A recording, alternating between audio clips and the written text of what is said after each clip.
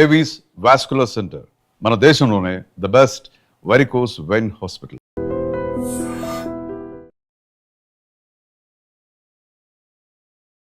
Welcome to iDream media.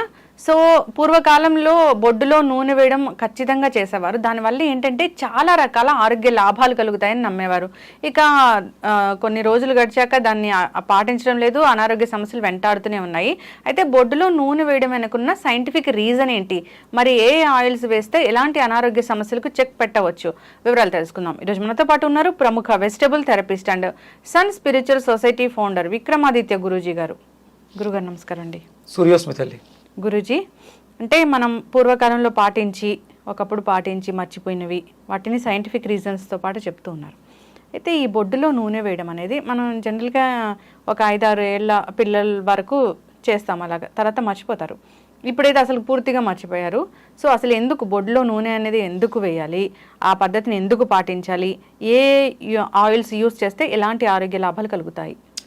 అంటే అది కేవలం బొడ్డులో నూనె ఒక్కటే కాదమ్మా. అంటే చివరికి మిగిలింది అది బొడ్డులో నూనె వరకు వచ్చి ఆగాం. కనీసం అదన్నా గుర్తుంది. మామూలుగా ఏంటంటే మనకి పండగల్లో మీకు తలంటు స్నానం చేయించేటప్పుడు పండగలకి, ముఖ్యంగా పండగలకి, మామూలుగా అయితే రెగ్యులర్గా వారానికి ఒకసారి తైలాభ్యంగన స్నానం అనేది మనకి ఆరోగ్యాన్ని, ఐశ్వర్యాన్ని రెండింటిని కూడా ఇస్తారు. అలక్ష్మీ దోష పరిహారార్థం తైలాభ్యాంగన స్నానం అంటారు. అలక్ష్మి అంటే ఏంటి? లక్ష్మి కాని లక్ష్మీదేవి ఎన్ని రకాలుగా ఉంది? ధనలక్ష్మి, ధైర్యలక్ష్మి, ఆరోగ్యలక్ష్మి, సంతానలక్ష్మి, ధాన్యలక్ష్మి, జయలక్ష్మి, ఇలా అంటే ఎన్ని రకాల లక్ష్ములు అయితే ఉన్నాయో ఆ లక్ష్మిలన్నీ ఉండాలి అంటే ముందు మనకి అలక్ష్మి, మనలో ఉన్నటువంటి జ్యేష్ఠాదేవి, బద్ధకం, కోపము, చిరాకు, ఇవన్నీ కూడా వెళ్ళిపోవడానికి వారానికి ఒక రోజు మనకి ఈ తైలాభ్యాంగన స్నానం ఉండేది. దాంట్లో విధిగా స్నానానికి ముందు ఒంటికి నూనెని పట్టిస్తారు. ఆ పట్టించేటప్పుడు 2 చెవుల్లోనూ ఇలా వేళ్లతో వేస్తారు, అలాగే ముక్కు రంధ్రాల్లో వేస్తారు, అలాగే నాభిలో వేస్తారు, అలాగే మాడు మీద నూనె రాసి మాలిష్ లాంటిది చేసి ఒళ్ళంతా శుభ్రంగా మసాజ్ చేసిన తర్వాత శనగపిండితో స్నానం చేయిస్తారు. ఇవన్నీ పోయినాయి. ముక్కులో నూనె వేయటం, చెవులో నూనె వేయటం, ఇవన్నీ వెళ్ళిపోయినాయి. అలా వేయకూడదని చెప్తున్నారు. అవన్నీ వెళ్ళిపోయి అదేదో కొంతగా బొడ్డులో నూనె వేయటం అనేది ఉంది. పూర్వం చిన్నపిల్లలు బాగా ఏడ్చేవారు. ఆ ఏడ్చినప్పుడు ఆ తల్లిదండ్రులకు కానీ లేకపోతే అక్కడ ఉన్నటువంటి అమ్మమ్మ నాయనమ్మలకు కానీ బాగా తెలిసేది, పిల్లవాడు కడుపు నొప్పితో ఏడుస్తున్నాడు. సాధారణంగా పెద్దగా ఏడుపులు వేరే వాటికి ఏమి ఉండవు. కడుపు నొప్పి వస్తేనే ఏడుస్తారు, తట్టుకోలేనంత నొప్పి వస్తుంది కాబట్టి అప్పుడు తమలపాకుకి ఆముదం రాసి దాన్ని, అంటే గోరువెచ్చగా ఉండాలి, వేడిని కూడా తట్టుకోలేడు కాబట్టి, ఆ పసిబిడ్డ వేడిని తట్టుకోలేదు కాబట్టి దాన్ని ఒక మట్టి మూకుడు మీద పెట్టి ఆ వేడికి, అంటే ఆకు కాలిపోకూడదు, వెచ్చగా అవ్వాలి, ఆముదం అనేది వేడెక్కాలి, అంతగా పెట్టి అందుకని ఆకు రాసేవారు. దాన్ని తీసుకొచ్చి పొట్ట మీద వేస్తే కాసేపటికి వాడికి ఆ వేడి వల్ల, వామ్నెస్ వల్ల కడుపు నొప్పి తగ్గడం, తర్వాత ఈ క్యాస్టర్ ఆయిల్లో ఆముదంలో ఉన్నటువంటి యాంటీ బ్యాక్టీరియల్ ఎఫెక్ట్ ఏదైతే ఉందో అది నాభి ద్వారా, అంటే మన శరీరంలో వాయువులు, అపాన వాయువు, వ్యాన, ఉదాన, సమాన వాయువులు ఉంటాయి కదా, వాయువులు ప్రకోపం చెందడం ద్వారా పొట్టలో ఆ నొప్పి వచ్చింది. అది ఎప్పుడైతే ఆముదం వేయడం జరిగిందో ఆటోమేటిక్గా మోషన్ అవ్వడం కానీ లేకపోతే కింద నుంచో పైనుంచో ఆ గాలి వెళ్ళిపోవడం కానీ జరగడం ద్వారా వాడికి ఉపశమనం వచ్చింది. ఇది అక్కడి నుంచి అది ఇంకా పూర్తిగా కనుమరుగైపోయింది. ప్రతి వాళ్ళ ఇళ్లలోనూ పూర్వం వేప నూనె ఉండేది, ఆవాల నూనె ఉండేది, నువ్వుల నూనె ఉండేది, వేరుశనగ నూనె ఉండేది, అంటే గానుగు నూనె, ఇలా కొన్ని రకాల నూనెలన్నీ ఉండేవి. సందర్భానుసారం సీజన్ మారినప్పుడల్లా ఒక్కొక్క నూనెని ఒక్కొక్క విధంగా వాడుకుంటూ, మ్యాక్సిమం మనకి చూడండి ఇళ్లలో ఆముదం దీపం పెడతారు, చదువు బాగా వస్తుంది, కళ్ళకి మంచి. ఆముదం దీపం చదువుకునే వాళ్ళ పిల్లల్లో కంపల్సరీ పెట్టాలి. పూర్వం ఉండేది అది. అంటే దీపం అంటే దేవుడి దగ్గర పెడతారు. దేవుడు అయితే ఇప్పుడు దేవుడు సర్వాంతర్యామమ్మ. ఇందులో ప్రస్థానంగా మనకి ఈశాన్యం మూల పెట్టడం అనేది, అంటే ఈశాన్యం ఈశ్వర స్థానం మంచిది అని అక్కడ ఒక మందిరాన్ని ఏర్పాటు చేసుకుని అక్కడ దీపం పెట్టడం. అంటే సాధారణంగా మనకి ఉత్తరం నుంచి ఎంటర్ అవటం, తూర్పు నుంచి ఎంటర్ అవడం ఎక్కువగా ఉండేవి. అప్పుడు ఏమవుతాయి, ఇవి ఈశాన్యం అంటే దానికి దగ్గరగానే ఉంటాయి, అవును. తూర్పు డోర్లకి. అంటే బయట నుంచి ఎలాంటి సూక్ష్మ క్రిమి చెడు కూడా రాకుండా ఉంటుంది ఆ దీపం పెట్టడం వల్ల. ఇప్పుడు సూర్యోదయానికి పూర్వ నిద్ర లేసినప్పుడు పెడతారు దీపం, సూర్యాస్తమయం దగ్గరలో పెడతారు, చీకటి పడుతుందన్నప్పుడు దీపం పెడతారు, చీకటి నుంచి మనం త్వరగా లేచాం సూర్యోదయం అవడానికి ముందు పెడతారు. ఇవి రెండూ కూడా మనకి దారిని చూపిస్తాయి. దీపం ఏం చేస్తుంది, దారిని చూపిస్తుంది. అందులో ఆ ఒక్కొక్క అంటే అప్పుడు ఆవు నెయ్యితో దీపం పెడితే ఒక ఫలితం, నువ్వుల నూనెతో పెడితే ఒక ఫలితం, కొబ్బరి నూనెతో పెడితే ఒక ఫలితం, ఇలా ఒక్కొక్క దానికి ఒక. అలాగే చదువుకుంటున్నటువంటి పిల్లలు ఆవుదం దీపం పెట్టడం ద్వారా దాంట్లోంచి వచ్చే కాంతి వాళ్ళ కళ్ళకి మంచి చేసి చదివింది మెదడుకి అందచేస్తుంది, ఆ మెదడులో నిక్షిప్తమైన దానివల్ల చదువు బాగా వస్తుంది. ఇది గణపతికి ప్రీతికరంగా పెట్టడం, ఇలాంటివన్నీ ఉన్నాయి. మరి ఇవే నూనెలు దీపం పెట్టడం ద్వారా ఫలితాలను వచ్చినాయి. ఇక్కడ నావేంటి, అగ్ని, దీంట్లో వేయడం ద్వారా అంటే ఆ దీపం అంటించాం అనుకుందాం, వేడి చేసి బొడ్డులో నాభిలో వేసాం, అప్పుడు లోపల జరగాల్సిన క్రియలు ఏమున్నాయి, ఇవన్నీ అయిపోయి ఉన్నాయి, చక్రం బ్లాక్ అయిపోయింది, అయిపోయింది. దానివల్ల సమస్యలు వస్తున్నాయి. ఓకే. మనిషి జీవితం అంతా కూడా మణిపూరక చక్రం మీద ఆధారపడి ఉంటుంది. ఆ చక్రం బ్లాక్ అయిందా, లేకపోతే మనకి రెండు కండిషన్స్లో ఉంటుంది, అయితే డిప్లేషను లేకపోతే కంజెషన్. తక్కువగా ఉంది ఎనర్జీ, బలహీనంగా ఉంటుంది చక్రం, అంటే అరుగుదల వ్యవస్థ పనిచేయదు. డిప్లికేటెడ్ బాగా ఎక్కువగా ఉంది, కంజెస్ట్ అయిపోయింది, అప్పుడు బాగా ఎనర్జీ బాగా బ్లాక్ అయిపోయింది. ఎక్కువ ఎనర్జీ ఉండడం వల్ల కూడా చక్రాన్ని ఇబ్బంది పెట్టేస్తుంది. దానివల్ల కూడా సమస్యలు, అంటే విపరీతంగా ఆకలేసేయడం కానీ, ఎక్కువ తినేయడం కానీ ఓవర్గా జరుగుతుంటుంది ప్రతిదీ. అది సర్వత్రా వర్జిత్ అన్నారు. శక్తి లేకపోవడము ప్రమాదమే, శక్తి ఎక్కువైపోవడం కూడా ప్రమాదం. ఎంత ఉండాలో అంతలో ఉండడం కోసం మనం ఈ లూబ్రికెంట్, ఇప్పుడు మనకు షట్టర్లు డోర్లు ఇవన్నీ ఉంటాయమ్మా, సరిగ్గా మూవ్ అవ్వట్లేదు, సౌండ్స్ వస్తున్నాయి, ఏం చేస్తాం, ఏదో ఒక లూబ్రికెంట్, మీకు గ్రీజ్ లాంటిది పెడతాం. ఇక్కడ ఇది కూడా ఒక వ్యవస్థ కాబట్టి సమస్య వచ్చింది కాబట్టి ఇప్పుడు మనం మాట్లాడుతాం. మామూలుగా ఆరోగ్యంగా ఉంటే రెగ్యులర్గా ప్రతిరోజు చేస్తే దీని గురించి మనం ప్రత్యేకంగా మాట్లాడుకోకట్లేదు. ఏ ఆయిల్ వేస్తే ఎలాంటి ఆరోగ్య లాభాలు కలుగుతాయంటే, అంటే ఇప్పుడు ఒక్కొక్క ఆయిల్కి ఒక్కొక్క గుణం ఉంది. మనకి ఆముదం తీసుకుందాం, క్యాస్టర్ ఆయిల్, కడుపు నొప్పి తగ్గుతుంది. ఎందువల్ల మన కడుపు నొప్పి ఎందుకు వస్తుంది, వాయువుల ప్రకోపం, వాతం పెరగటం వల్ల వస్తుంది.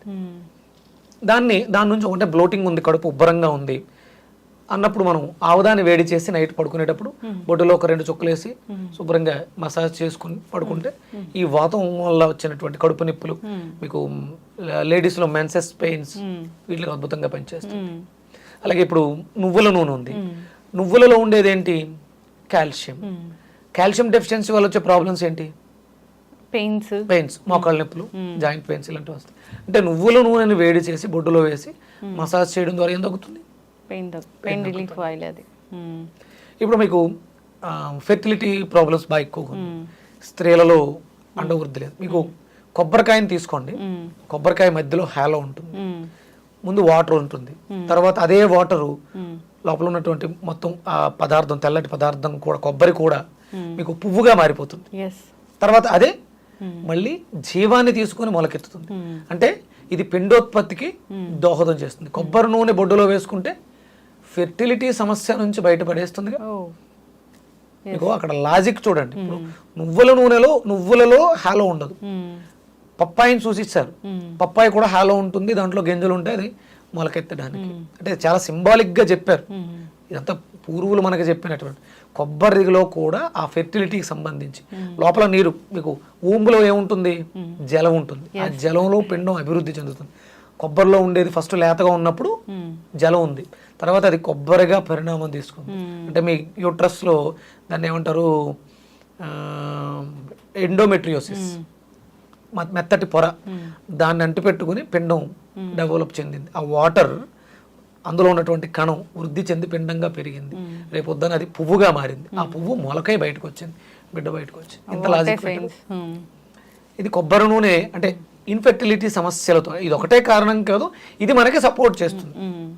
చాలా వరకు మనకి hormonal imbalance, vitamin D deficiencies, వీటిలన్నింటినీ కొంచెం కూడా మనకి ఈ కొబ్బరి నూనె నాభిలో వేసుకోవడం ద్వారా మసాజ్ చేసుకుంటాం. రెగ్యులర్గా చేయాలి, ఏదో ఒక రోజు వేసేస్తే అయిపోయింది కాదు. రెగ్యులర్గా మనకు సమస్య ఉంది, మీకు మెన్సెస్ టైంలో పీరియడ్స్లో పెయిన్స్ వస్తున్నాయి, లేకపోతే హెవీ బ్లీడ్ అవుతుంది, మీరు రెగ్యులర్గా రోజు విడిచి రోజు ఒకరోజు ఆముదం వేసుకోవచ్చు, ఒకరోజు కొబ్బరి నూనె, దీనివల్ల వచ్చిన ప్రమాదం ఏమీ లేదు. న్యాచురల్ కెమికల్ కాకుండా బయట మీరు సొంతంగా తయారు చేయించుకున్నటువంటి, అంటే ఆముదాన్ని సాధారణంగా ఎవరో కూడా పొల్యూట్ చేయరు, దాన్ని మనకు ఆ ప్రాబ్లం లేదు. కొబ్బరి నూనె అయితే మనకి డబ్బాల్లో బాటిల్స్లో వచ్చేది అయితే కెమికల్ అయి ఉండొచ్చు. అందుకని ఏంటంటే మనం సొంతంగా అవి ఇప్పుడు కోల్డ్ ప్రెస్ మెషిన్స్ వచ్చినాయి కాబట్టి వాళ్ళ దగ్గరికి వెళ్ళి మంచి నువ్వు కొబ్బరి నూనె తీసుకుని నాభిలో వేసుకోవడం ద్వారా మీకు గర్భసంచి సంబంధించిన సమస్యలు, ఫెర్టిలిటీ సమస్యలు బయటపడడానికి అవకాశం ఉంటుంది. ఇంకా చాలా రకాలు ఉన్నాయి. ఆల్మండ్ ఆయిల్ ఉంది. ఇవన్నీ కూడా అంటే కొంచెం బ్రెయిన్ కి సంబంధించి ఆల్మండ్ వేసుకోవడం వల్ల, రోజ్మేరీ ఆయిల్స్ అని, పెప్మెంట్ ఆయిల్స్ అని చాలా రకాలు ఉన్నాయి. మీకు అంటే అవన్నీ ఎసెన్షియల్ ఆయిల్స్ దొరికితే ఆ ఫ్లేవర్స్ మిక్స్ చేసుకుని మీకు ఇష్టమైన ఫ్లేవర్ మీకు అర్థమవుతుంది, మీకు ఏమవసరం అనేది మీ బ్రెయిన్ చెప్తుంది. దాన్ని కొబ్బరి నూనెలో మిక్స్ చేసుకోవడం ద్వారా, నువ్వుల నూనెలో మిక్స్ చేసుకోవడం ద్వారా ఎసెన్షియల్ ఆయిల్స్ ఇలా కూడా వాడుకోవడం ద్వారా ఫస్ట్ ఏంటంటే ప్రశాంతత వస్తుంది, పీస్ ఆఫ్ మైండ్ వస్తుంది, మంచి నిద్ర వస్తుంది. ఎందుకంటే ఇది కామ్ అవ్వాలంటే ఇది బాగుండాలి, చక్రం మణిపూరకం బాగుండాలి, నాభి బాగుండాలి. అందుకని ప్రతిరోజు కూడా చిన్న పిల్లల దగ్గర నుంచి అందరూ కూడా నాభిలో ఏదో ఒక ఆయిల్ మనం బెడ్ పక్కన పెట్టుకుని పడుకునేటప్పుడు 2 చుక్కలు వేసుకుని చేతికి రాసుకుని దాంట్లో ఎలా అనుకుని జీర్ణం వాతాపి జీర్ణం ఇలా అనుకోవచ్చు. ఏదైనా మంత్రం ఓం మణి పద్మేహం, ఓం మణి అంటే ఇది మణిపూరకము, మణి పద్మేహం అంటే పద్మంలో ఉన్నటువంటి మణి ఏదైతే ఉందో అది జ్ఞానం, నాలెడ్జ్. ఆ మంత్రాన్ని అనుకుంటే ఓం మణి పద్మేహం, ఓం మణి పద్మేహం అనుకుంటే ముక్తి, మోక్షము, ఆరోగ్యం కూడా చేకూరుతుంది. ఖచ్చితంగా గురువుగారు. ప్రతిదానికి సైంటిఫిక్ రీజన్ అంటే, సో ఒకప్పుడు మునులు ఋషులు ఇది పాటించాలని చెప్పారంటే వాళ్ళు ఎంతో దాన్ని అంటే ప్రోగ్రెస్ చేశాక మీరు అన్నట్టు సైన్స్ గొప్పది, మనం డెవలప్ అయ్యాం, శాస్త్రంలోంచి అభివృద్ధి చెంది సైన్స్ని తీసాం. శాస్త్రానికి ముందు సైన్స్ లేదు, శాస్త్రంలోంచి సైన్స్ వచ్చింది, అభివృద్ధి చెందాం. అంత మాత్రం నేను అభివృద్ధి చెందాను, నేను గొప్పవాడిని, నేను ఇంతకు ముందు ఎక్కడ బాల్యం నుంచి అభివృద్ధి చెందుకుంటూ వచ్చాను అంతే తప్ప నా కింద ఇంతకు ముందు ఏది లేదు, నేనే గొప్పవాడిని అనుకోవడం తప్పు. ఖచ్చితంగా గురుగారు, శాస్త్రానికి అభివృద్ధి సైన్స్ అయింది, మనం రీజన్స్ వెతుక్కుంటున్నాం. సో ఆ జనరల్గా కూడా ఇప్పుడు మన వంటిల్లే ఔషధశాల అని అంటారు. సో వంటింట్లో ఉండే ప్రతి వాడే లవంగాలు కావచ్చు, ఆవాలు కావచ్చు, మిరియాలు కావచ్చు, ఇవన్నీ కూడా మనకి ఆరోగ్యాన్ని చేకూర్చేవి. మరి వీటికి కూడా సైంటిఫిక్ రీజను ఈ పసుపుకి ఏముంటుంది అంటే, సో ఇప్పుడిప్పుడు డెవలప్ జరుగుతుంది. ఇప్పుడు దాంట్లో కర్కుమిన్ ఉంది, అది యాంటీ క్యాన్సర్ ప్రాపర్టీస్ అని కలిగి ఉందని ఇప్పుడు చెప్పారు. ఈ ల్యాబ్లు, ఈ టెస్టింగ్లు జరగడానికి ముందే వాళ్ళలో విపరీతమైనటువంటి జ్ఞానం ఉంది, వాళ్ళు అద్భుతమైనటువంటి దివ్య దృష్టిని కలిగి ఉన్నారు. దివ్య దృష్టి మనలో కోల్పోయాం కాబట్టి ల్యాబ్కి వెళ్ళి పరీక్ష నాళికలో కెమికల్స్ మిక్స్ చేస్తే దాంట్లో ఏముందో చూస్తున్నాం. వాళ్ళు ఏమీ లేకుండానే విపరీతమైనటువంటి దీర్ఘ దృష్టితో వాళ్ళు చూసి దీంట్లో ఈ ప్రాపర్టీ ఉందని ఇంతకు ముందే చెప్పబడింది.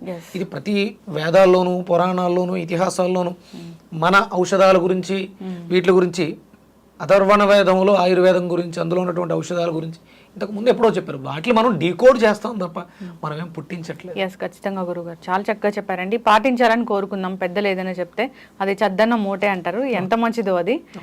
మళ్ళీ చద్దన్నం అంటే గుర్తు చేసుకోవాల్సిందే, అది ఇప్పుడు వేరే ఇతర దేశాల్లో అయితే మంచి ప్రోబయోటిక్ అయిపోయింది. సో ఖచ్చితంగా గురుగారు చాలా చక్కటి ఇన్ఫర్మేషన్ అండి, ధన్యవాదాలు.